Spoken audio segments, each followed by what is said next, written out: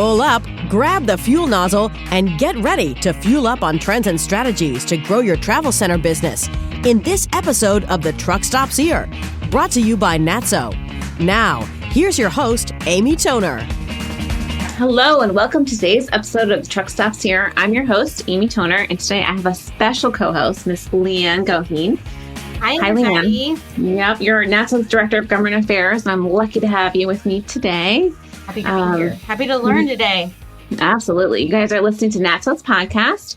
NATSO is the National Association for Truck Stops and Travel Centers, and our mission is to advance the success of truck stops and travel centers, and this podcast is one of the many ways we do that.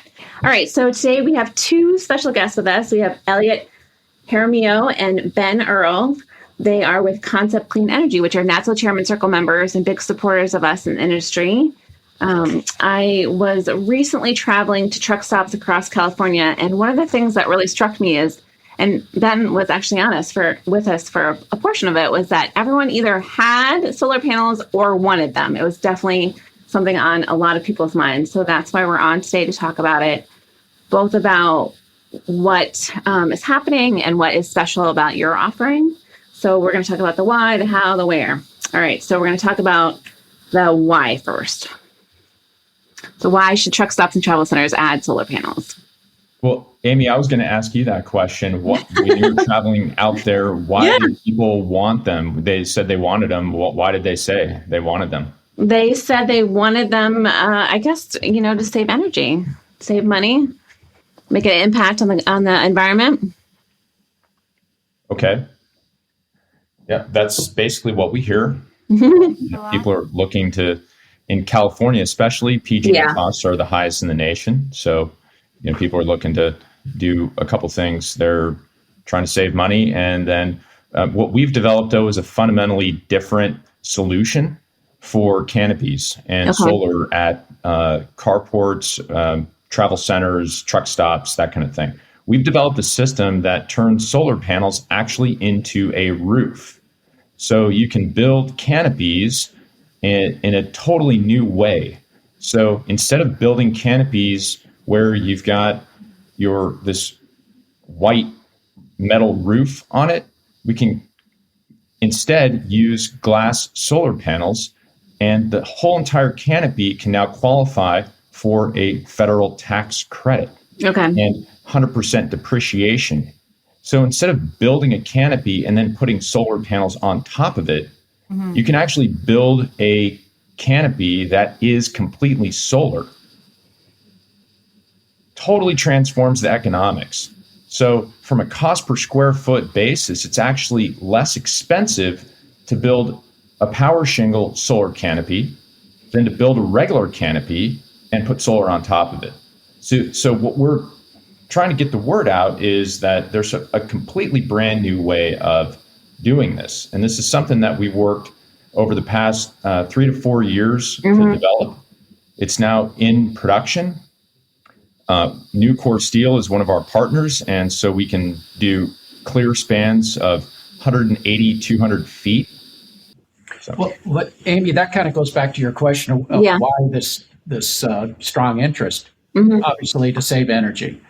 But different parts of the United States have different energy rates. As Elliot said, out here in California, PG&E is one of our big utilities, and we have the most expensive rates in the nation. So that's answer number one. Number two is just what Elliot was referring to, these charging stations. We all know these electric vehicles are coming down the path. How rapidly that demand is going to be seen, but we know all the car manufacturers are producing electric vehicles in the near future. So all the transit centers now are looking at what are the how do I support that? And the challenge is the charging demands from these vehicles is more than most grids can handle.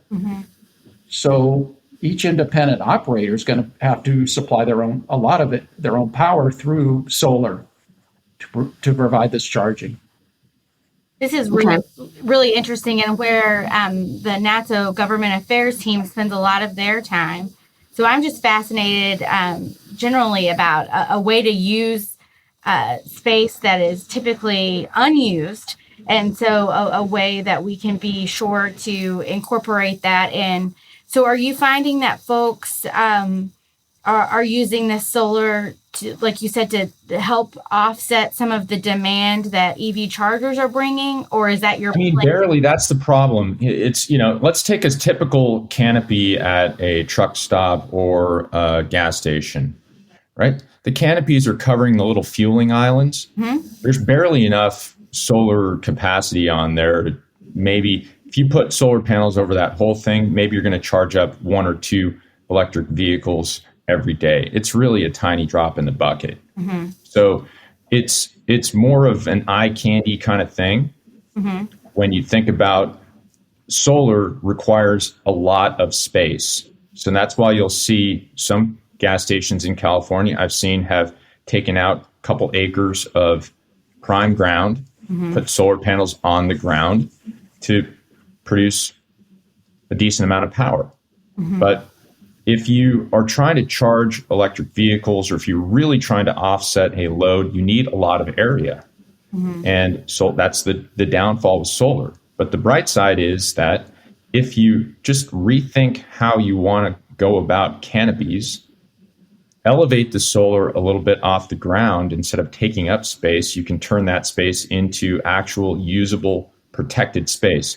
So the main challenge with solar in the past is that anytime you want to build a canopy, you're building with these solar panels that it's virtually impossible to seal them against the weather. Mm-hmm. So all these canopies are going to rain on you, which when it rains, it's not good because it's all that dust and dirt and bird doo-doo that's built up on the panels rains right down on you and on all of your clients. Mm-hmm. It's just terrible. So there's really been no good way to do that.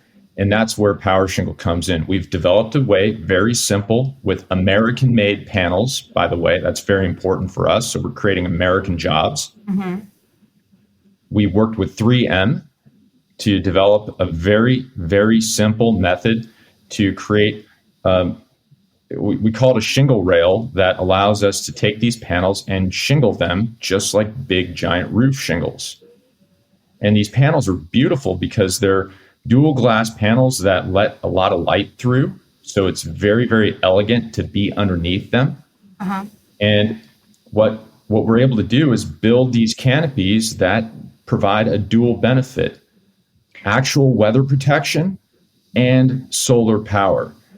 So we can generate in an area like we were talking to a truck travel stop center that doesn't have that much space, just 30 or so truck parking spots. We're able to squeeze close to 1 megawatt of power, which is a lot of power, into that small truck station.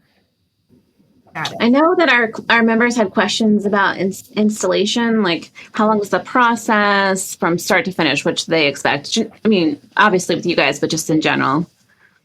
Most of the process is in the planning and the permitting. Okay. In fact, when you start to think about the construction of it, it's very quick in the field. Okay. It's mostly just thinking about the project and trying to figure out where do you want to put something, how do you want to finance it, mm-hmm. what do the tax credits look like, how are you going to capitalize it, all that stuff. The fun part about this is that all the banks have now completely understood how to finance solar. So it's very, very simple to get financing for these projects. In fact, most of the banks will take 5 or 10% down and finance the rest of it. Meanwhile, the owner is putting a 26 to hopefully 30% tax credit.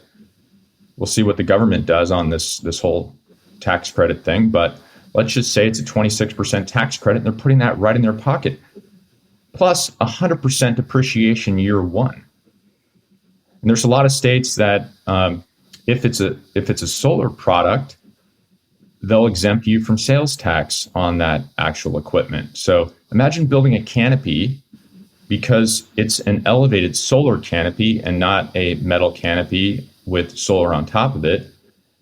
you build that canopy and you don't have to pay sales tax on any of the metal or the equipment or any of that stuff. And property tax also.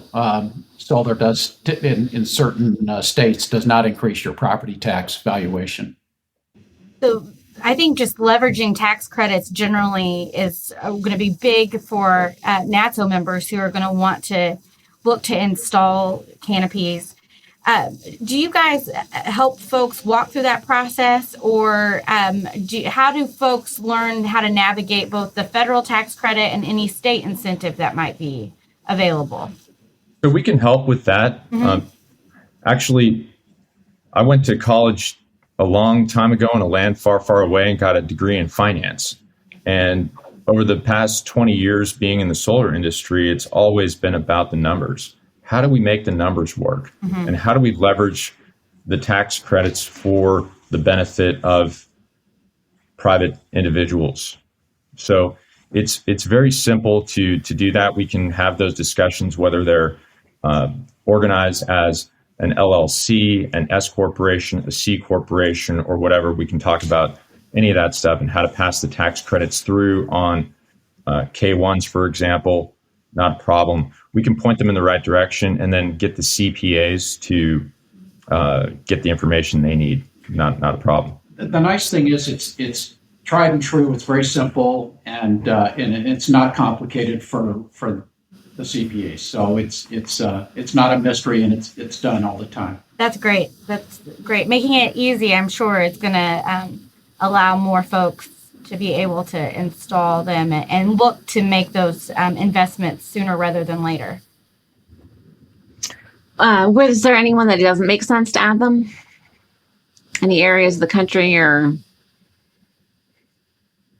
It's interesting when you actually take a step back and look at the numbers. The paybacks don't change that much around the country. Okay. All of these states set up incentives.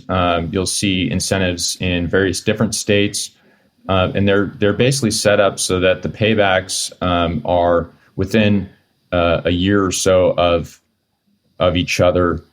For example, if you're in a state that has low electric rates, you might be able to pick up some incentives or some better tax rebates or carbon credits, for that matter. So it really doesn't matter at this point, and costs to install things are different around the country. So, in California, we pay high electric rates, but we also pay a lot for construction of equipment, versus in Texas, you're going to pay a little bit less on construction and you're going to pay a little bit lower electric rates. So it really doesn't make that much of a difference. But the real difference is we're trying to attract people to the travel centers. We're trying to attract folks to be comfortable, to be safe, and to spend money at our travel centers. Mm-hmm.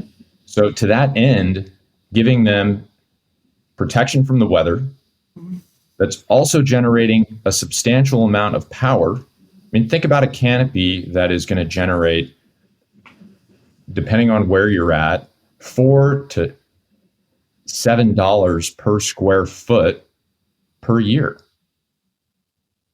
in just income, in solar income. Forget about the kilowatt hours and the electricity and all that stuff. Think about it on a cost per square foot basis. Your canopy can make you $4 to $7 per square foot. Forever. Yeah, every year. Yeah. This goes on for 20, 30 years. That's really great. But it just takes a little bit of thinking in the design and engineering process, and we can make it happen. Okay.